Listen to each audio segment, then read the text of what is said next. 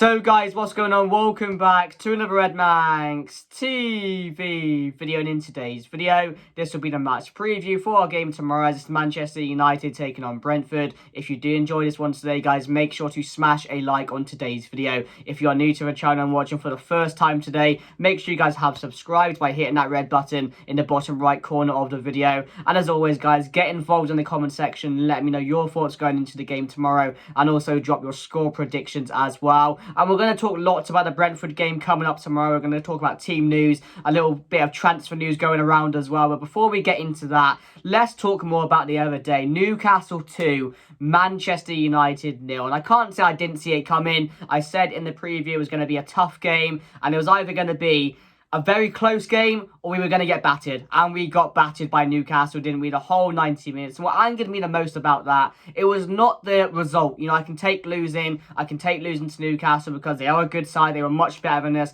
I can accept the defeat. But what I can't accept is these performances recently that have just not improved. And I don't know where we can improve with these performances at the moment because there's no sign of it improving. We've got another tough run of games coming up. We've got Brentford coming up tomorrow. And that's going to be another difficult game. I know we're back at home, but that's still going to be a big challenge. But, you know, before the international break, I mean, the Fulham game, the Southampton game, the Liverpool game, and, you know, returning back from the international break, I thought, you know, this was going to be a good game to come back to, very competitive, going to St James's Park. Although it was going to be very tough, I thought Manchester United would have stepped up to the challenge and, you know, gone on and put in a good performance at least. But no, we saw no good performance from any of the players. They look inspired, and I've said it ages ago. I said there was going to be a time where Manchester United have this type of spell where we're losing a lot of games, we're not performing well. I said it ages ago because with the amount of games we're playing, you know, we're still involved in mainly all the competitions as well. We already won the Carabao Cup, so we're not on that anymore, of course, but we still got to play a lot of games.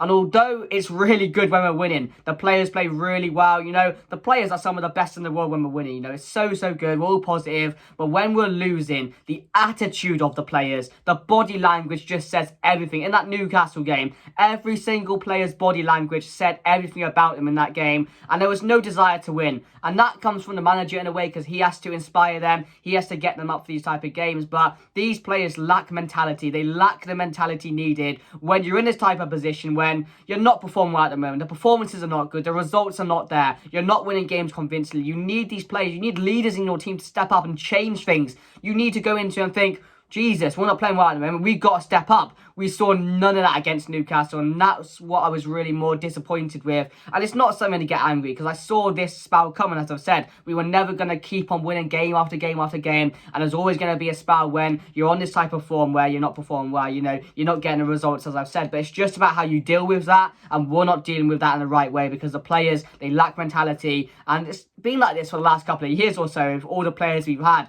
You know, when it's going good, it's really good. You know, it's so good. That was so impressed with every single one of the players. But when it's really bad, like it is at the moment, when the performances aren't there, the players, you know, there's questions about the players. There's questions about their mentality. There's questions about them, their body language, their attitude towards the game as well. It just was not right. And of course, some people were saying, oh, what do you expect with McTominay in the midfield? You know, missing Casemiro, missing Eriksen. You know, they're going to be back soon. So, you know, for top four, people wondering about that. Yes, we're not in the top four anymore, but I think we are going to get it this season because, as I've said, Casemiro is going to come back. Eriksen is going to come back. And when those two were in the team, we were playing, pardon me, we are playing really well, and you know, hopefully when they do come back, they can connect again and the same energy will be there. But it's just in this tricky period, I've always said it as well, we lose one or two of our biggest players, especially in the midfield like we have, we are going to struggle, we are going to be in danger.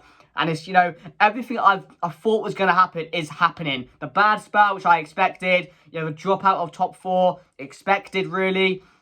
And because of our players coming out and being injured like Casemiro, Eriksen, and, you know, Rashford not turning up again, you have question marks with him over the last couple of weeks or so. But it's just with all the players as well. It's not just a certain few. When we're losing like this, you have to question the players because they don't seem up to it.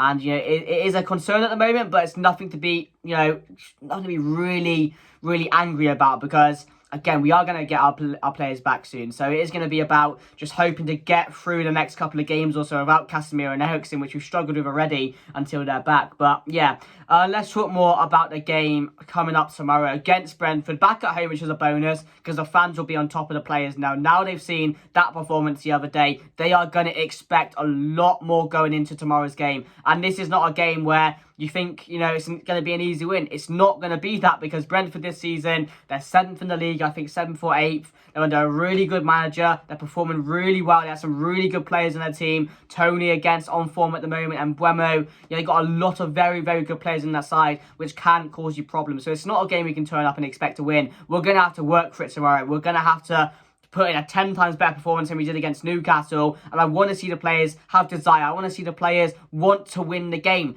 We didn't see that. We didn't even have one clear-cut chance against Newcastle. The players just did not look bothered. And Ten Hag, it'll be a massive worry. But there also has been questions about Ten Hag as well. His lineup, with his subs recently. So he's not getting away with it because he's had a very good season or he's got us in the position where we should be every season. He's not going to get away with that. As I've said, we've seen massive improvement. I'm happy with Ten Hag. I believe in Ten Hag. I think he's going to be a very good manager and lead us to a lot of trophies in the future. But there's always going to be a time where he's going to be questioned, and it's about how he reacts as well. Not just the players, it's about how he reacts to the Newcastle game going into this one, because the players, they're going to have to do it on the pitch, but the manager, he's going to have to get things right. He's going to have to get the team right. He's going to have to get the tactics right for this game, because Brentford last year, was it last year? No, the beginning of the season, they beat us 4-0. So we have to get some revenge on them tomorrow night. But, another midweek game.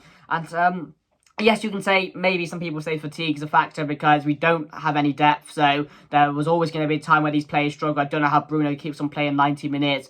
Rashford now, the last couple of games also, maybe it's just becoming a bit too much for him at the moment, playing the amount of games he has, because he's not looked like he has a few months ago. He's not looking back to his best yet, is he? He's really, really poor at the moment. He's similar to what he was looking like last season. So Sancho's not getting better as well, is he, at the moment? We need to see more from him. Sabitzer, do we need to see more from him? But what can you do when Casemiro and Eriksen's out? You know what I mean? So it's hard to really process it all. But again, I don't think we're in danger. I think we are going to get top 4 this season. But it's just about now dealing with this form at the moment. We need to start turning it around, because I didn't expect this to go 3 or 4 games where we're not looking good, we're not performing well. Maybe 1 or 2, and then we get back to our best, but that's not been the case at the moment. So it's a bit of a worry in that case, but yeah, we need to be winning tomorrow's game. But my team for the game, I'm going to go David De Gea in net. I'm going to go Luke Shaw, Martinez, Varane, and Wan-Bissaka for this one. I did not think Dalot was very good the other night against Newcastle, so I am going to go